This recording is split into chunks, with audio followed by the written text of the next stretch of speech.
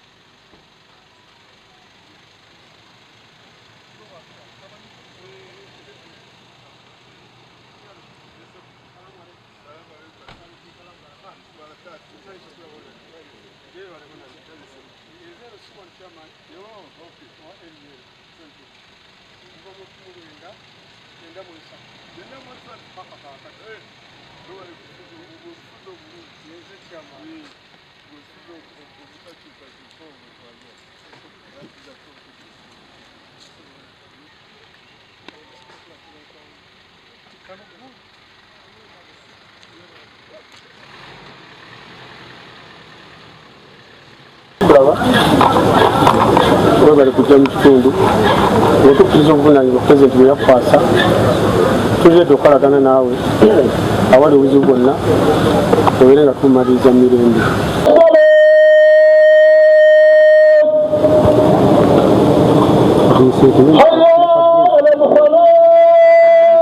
byogera mu Luganda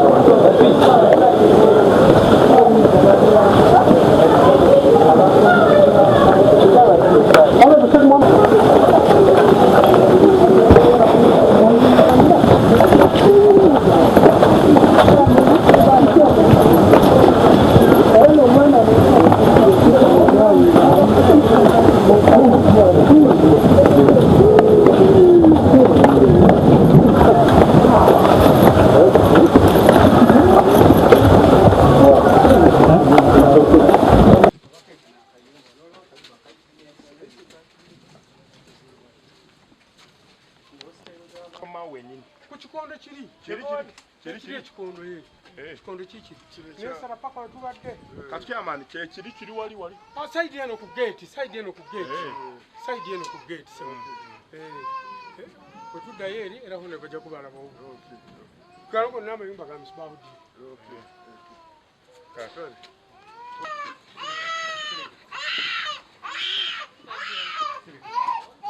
Byonna background yonna yonna eri wano mu detail ne bwe sigendako okubanga bwe nambise chairperson Faizo tuyasasula mande nka Shafik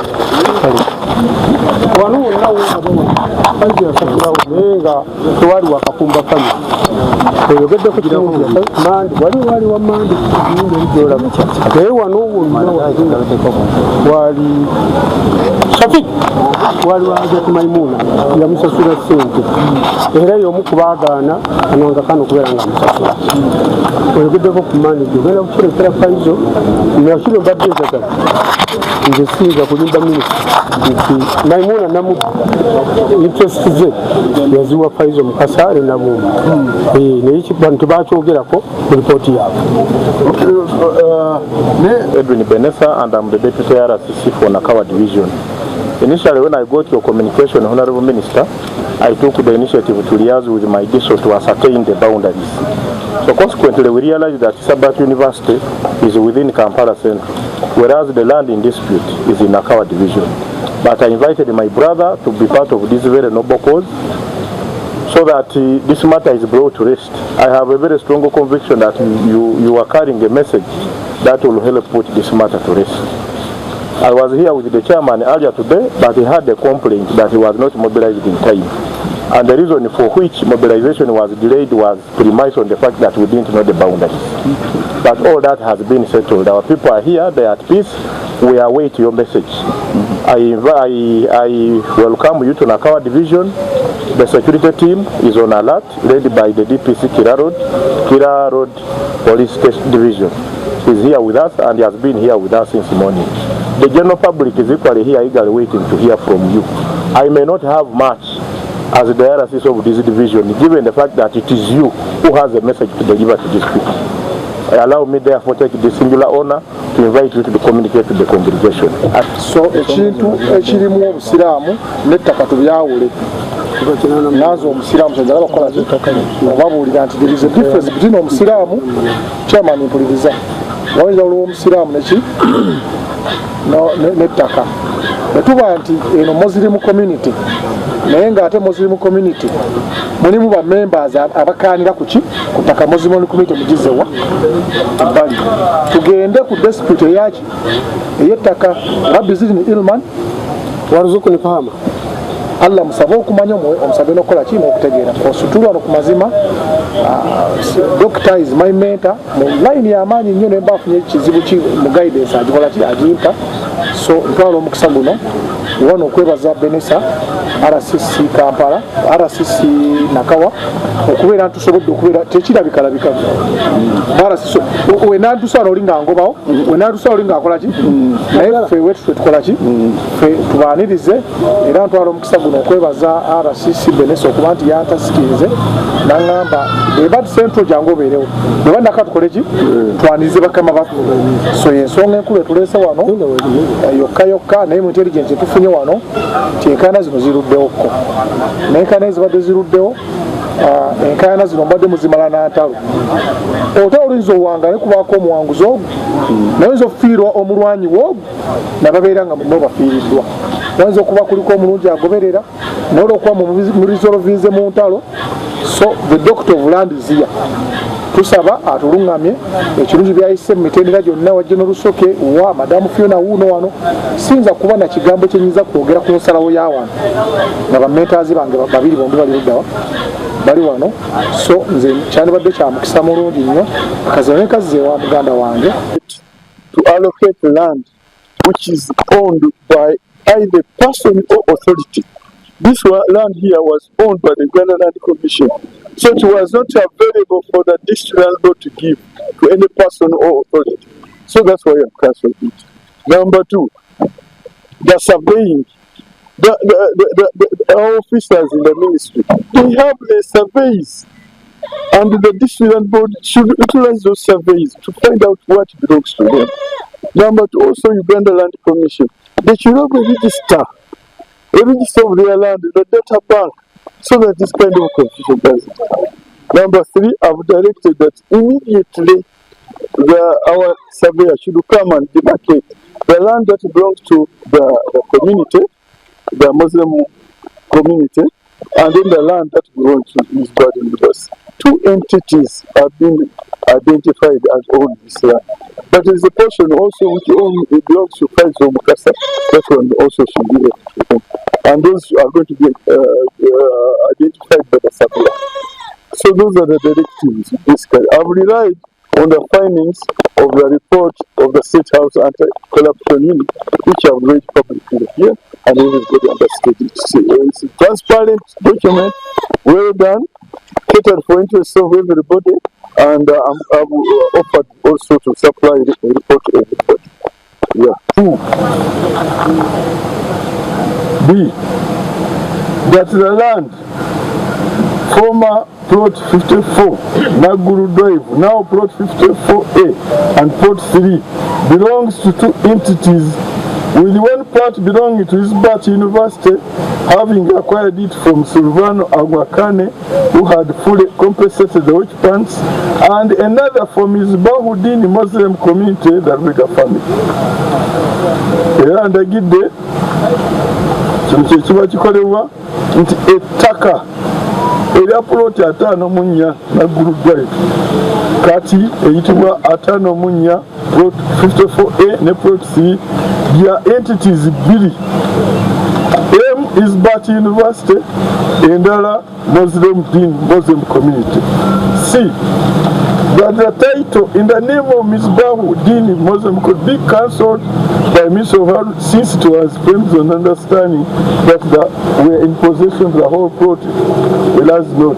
Ekyapa kino ekya bano ba Muslim kino kiba kuba abo bafuna ekya byonna so nga baliko nako part. Lwekyo ekyapa ekyo kyonna kyo kisazibwemu, bagidde kisazibwemu, oluvannyuma survey ejja kukolebwa abo basigazeeko ekyabwe n'endo basigaleeko ekyabwe.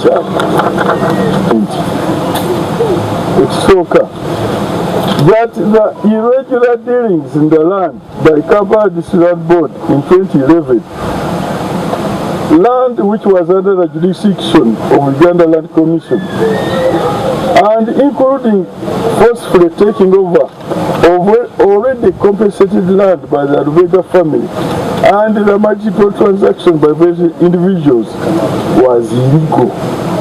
Ekikolwa kya Kampala District Land Board mu mwaka ogwo gwa 2011 okudira ettaka eritali lyayo erya Uganda Land Commission ate n'erigabira neyeewa obuyiza n'erigaba ne bakolako ne transactions endala, it was illegal and void ab initio. Kyali kimenya amateeka ate nga kifu.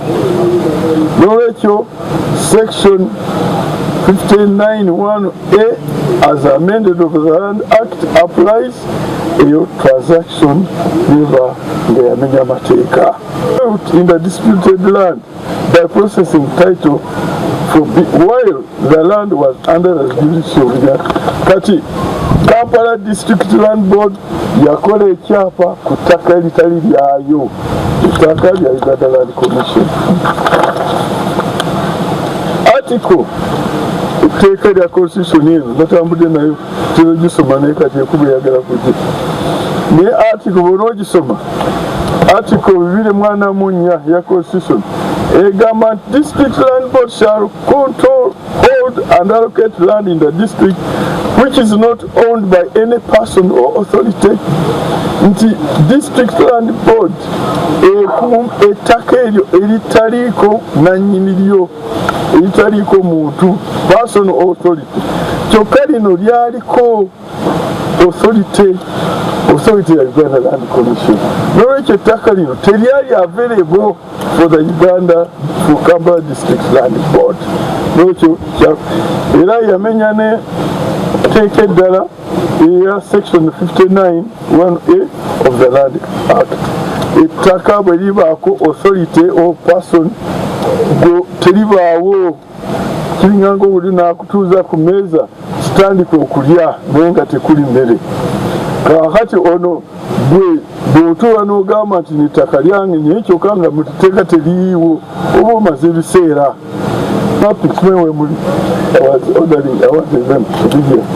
Department Surveys and Mapping mbalagidde mbangu ndegerawo n'okutandika leero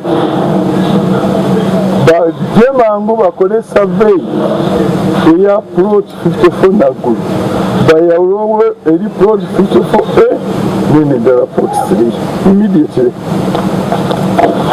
that our Isbat University immediately occupies land while the accuracy of the boundaries being ascertained by the Ministry of Lands, Housing and Urban Development in order for the university to start immediately on the development of this land. The Aba use bad university immediately amangu ddala kati bana bakamala okuweterayo batwale paati eyaabwe era nga njagala olunaku luno nga terunaggwako oba enkya nga lutandika abasabeya basatenga eddala wawe bakoma nabaye abalala wawe batandikira oluvannyuma tubayambe saidi zombi okufuna ebyapa.